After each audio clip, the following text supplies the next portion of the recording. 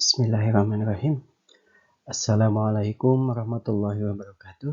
Bagaimana kabar Ananda semua? Saya harap Ananda dalam keadaan sehat-sehat saja dan siap melaksanakan ulangan tentang materi gerak lurus. Baik, pada kesempatan kali ini saya akan memberikan sedikit pembahasan tentang beberapa masalah yang berkaitan dengan gerak lurus. Yang pertama, permasalahan tentang jarak dan perpindahan. Misalkan sebagai contoh, seekor semut berjalan ke arah utara sejauh 20 cm, kemudian berbelok ke timur sejauh 15 cm. Berapakah jarak dan perpindahan semut terhadap titik semula? Nah, untuk menyelesaikan permasalahan seperti ini, ada baiknya Anda membuat dulu sketsa gambar, di mana katakanlah mula-mula semut berada di titik A, kemudian bergerak ke utara sejauh 20 cm, atau katakanlah ke titik B. Kemudian dari titik B, si semut berbelok ke arah timur, katakanlah 15 cm, dan berada di titik C. Misalkan seperti itu. Nah, untuk mengetahui jarak, pengertian jarak adalah panjang lintasan yang ditempuh oleh semut.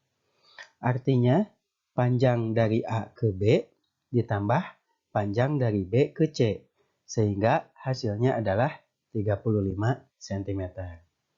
Nah, sedangkan pengertian perpindahan adalah perubahan posisi, sehingga hanya dipengaruhi oleh posisi awal dan akhir. Nah, berarti dalam hal ini perpindahan semut sama dengan panjang AC, yaitu panjang dari A ke C. Nah, ini membentuk seolah-olah berbentuk segitiga siku-siku, dan untuk mengetahui panjang AC, kita bisa menggunakan teorema Pythagoras, di mana AC kuadrat sama dengan AB kuadrat ditambah BC kuadrat. Nah, AB kuadratnya berarti 20 cm, 20 dikuadratkan ditambah BC kuadratnya 15 dikuadratkan. Sehingga kita dapatkan AC kuadrat adalah 400 ditambah 225. Dan hasilnya adalah 625. Ini adalah nilai AC kuadrat. Maka nilai AC-nya saja adalah akar dari 625, yaitu 25 cm. Sehingga kita bisa menyimpulkan bahwa jarak semut yang telah ditempuh semut adalah 35 cm, sedangkan perpindahan semut adalah 25 cm. Berikutnya, kasus tentang gerak lurus berubah beraturan berkombinasi dengan gerak lurus beraturan diterjemahkan dalam sebuah grafik. Misalkan sebuah mobil bergerak dengan kecepatan sesuai grafik di samping ini. Tentukan jarak yang ditempuh mobil selama 10 detik pertama.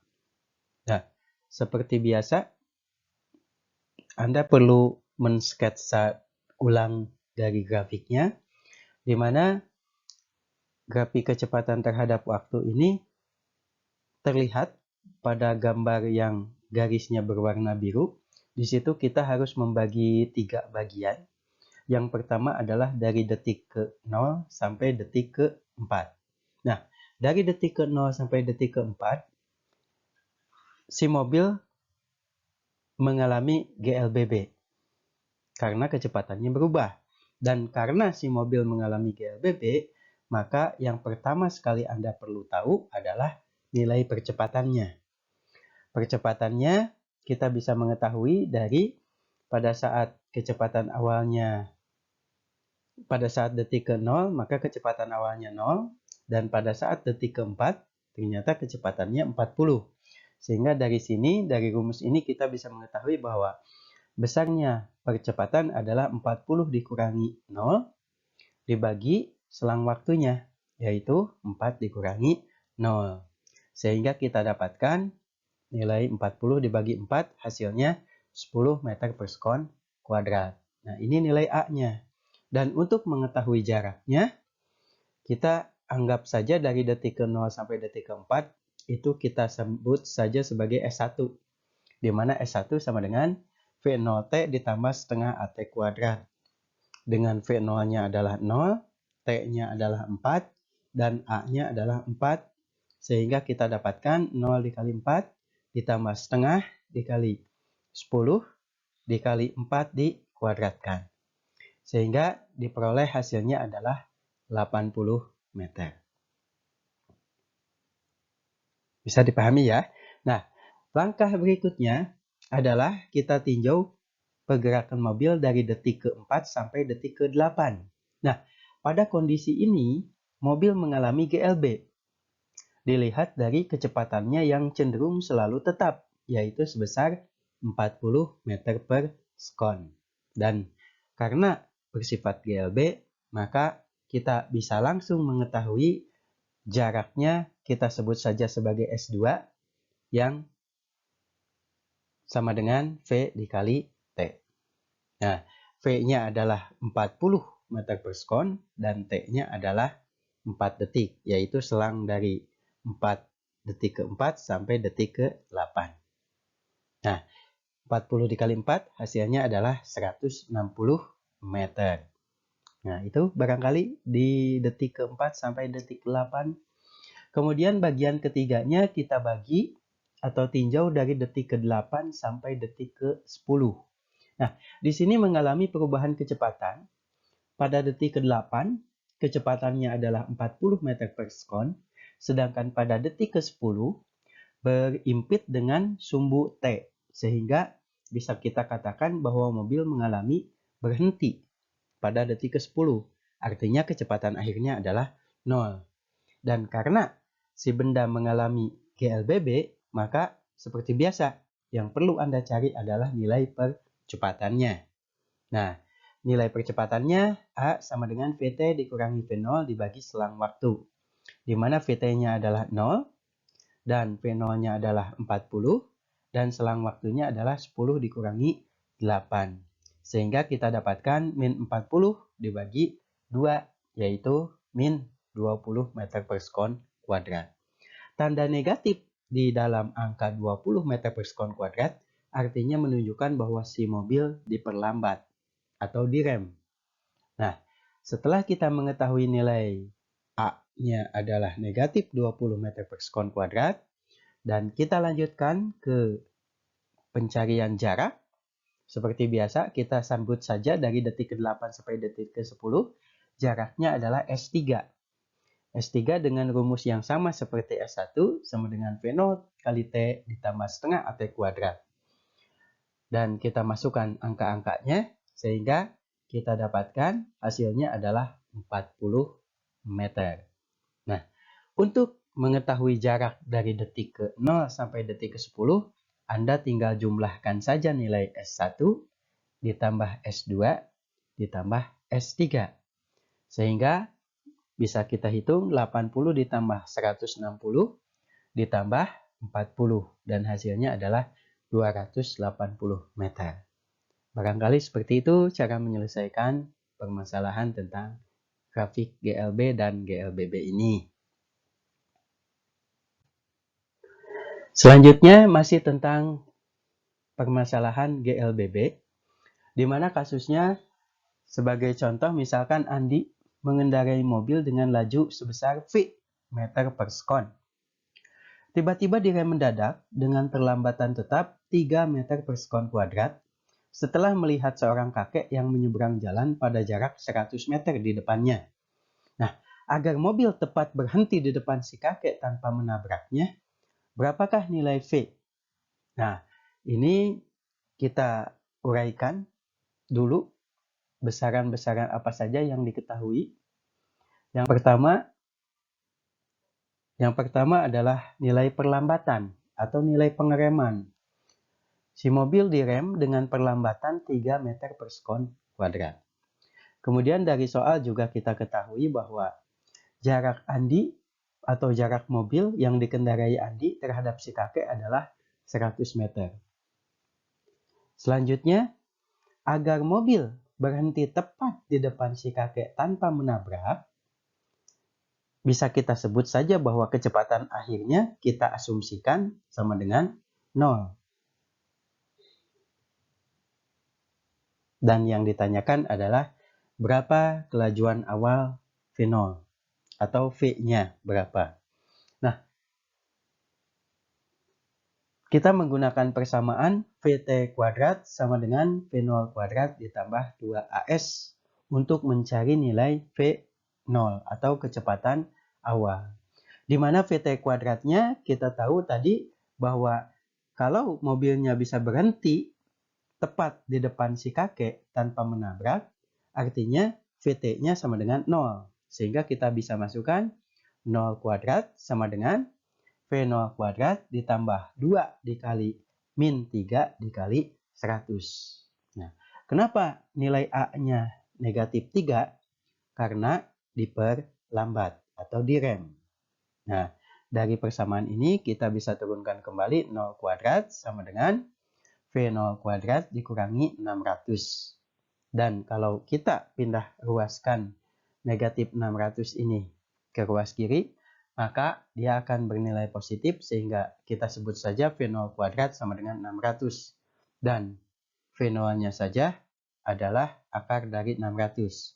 Atau boleh juga sebut 10 akar 6 meter per sekon. Nah, jadi kesimpulannya, supaya si mobil bisa berhenti tepat di depan si kakek tanpa menabraknya, maka kecepatan awal mobil yang dikendarai Andi itu setidaknya maksimalnya adalah 10 akar 6 meter per sekon. Baik, selanjutnya kita akan mengkaji tentang permasalahan gerak vertikal. Sebagai contoh, sebuah benda dilemparkan vertikal ke atas dengan laju awal 60 meter per sekon. Jika nilai percepatan gravitasi bumi 10 meter per sekon kuadrat, tentukan ketinggian benda saat 2 detik setelah dilemparkan. Nah, untuk menyelesaikan permasalahan ini, seperti biasa, kita ketahui dulu apa yang disampaikan di soal adalah kecepatan awal atau laju awal adalah 60 meter per sekon dan percepatan gravitasi adalah 10 meter per sekon kuadrat. Dan yang ditanyakan adalah berapa ketinggian benda saat T-nya atau waktunya 2 sekon. Dan persamaan H sama dengan V0T dikurangi setengah GT kuadrat bisa kita gunakan sebagai penyelesaiannya. Di mana untuk mencari H, V0-nya kita masukkan 60 dikali selang waktunya 2, kemudian G-nya 10, dan selang waktunya 2 dikuadratkan. Sehingga kita dapatkan 60 dikali 2 dikurangi setengah dikali 10 dikali 2 dikuadratkan. 60 dikali 2 hasilnya 120, setengahnya dari 10 adalah 5, 5 dikali 2 kuadrat adalah 4, 5 dikali 4 adalah 20. Sehingga H sama dengan 120 dikurangi 20 dan hasilnya adalah 100 meter. Dan bisa kita simpulkan bahwa pada saat waktunya 2 sekon, maka si ketinggian benda berada pada ketinggian 100 meter.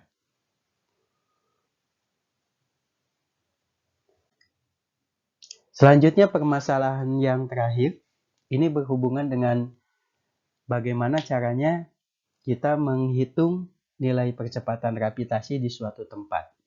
Nah, sebagai contoh, seorang astronot melakukan percobaan gerak jatuh bebas untuk menemukan nilai percepatan gravitasi di suatu planet. Data yang diperoleh adalah seperti pada tabel di bawah ini. Tentukan berapakah percepatan gravitasi di planet tersebut berdasarkan hasil percobaan astronot itu. Nah, sebagai contoh ditampilkan tabel hasil percobaan, tapi sebelumnya kita bisa mengetahui nilai percepatan gravitasi dengan menggunakan rumus gerak jatuh bebas, di mana G sama dengan 2H dibagi T kuadrat, di mana H adalah ketinggian benda dan T adalah selang waktu benda dimulai dia dilepaskan sampai menyentuh permukaan planet tersebut. Nah, kemudian kita tampilkan misalkan pada percobaan pertama, ketinggian si benda adalah 0,8 dengan selang waktu 0,45 sekon. Sehingga kalau ketinggiannya kita kalikan 2, hasilnya akan menjadi 1,6. Dan selang waktu 0,45 sekon, kalau kita kuadratkan, hasilnya adalah 0,2. Sehingga nilai percepatan gravitasi kita bisa hitung dengan rumus 2H dibagi T kuadrat. 2H nilainya 1,6, sedangkan T kuadrat nilainya 0,2. Sehingga percepatan gravitasi dihitung sama dengan 1,6 dibagi 0,2. Dan hasilnya adalah 8 meter per sekon kuadrat. Dengan cara yang sama, percobaan kedua, ketiga, dan seterusnya, kita tinggal menghitung nilai 2H dibagi T kuadrat, dan hasilnya setelah dihitung didapatkan seperti yang terlihat pada kolom yang paling kanan. Nilai G-nya bervariasi seperti itu, dan setelah kita mendapatkan nilai G sebanyak 5 data percobaan, maka kita rata-ratakan bahwa rata-rata percepatan gravitasi adalah jumlah dari G pada data ke-1, ke-2, ke-3, ke-4, dan ke-5. Kemudian nantinya dibagi dengan jumlah data. Jumlah datanya adalah 5. Sehingga kita bisa memperoleh besarnya percepatan gravitasi di permukaan planet tersebut adalah kira-kira 7,9 meter per sekon kuadrat. Barangkali seperti itu latihan soal-soal kita sebagai persiapan untuk ulangan harian yang ketiga tentang gerak lurus. Semoga Anda bisa memahaminya dengan baik. Selamat belajar, semoga mendapatkan hasil yang maksimal. Demikian, terima kasih. Wassalamualaikum warahmatullahi wabarakatuh.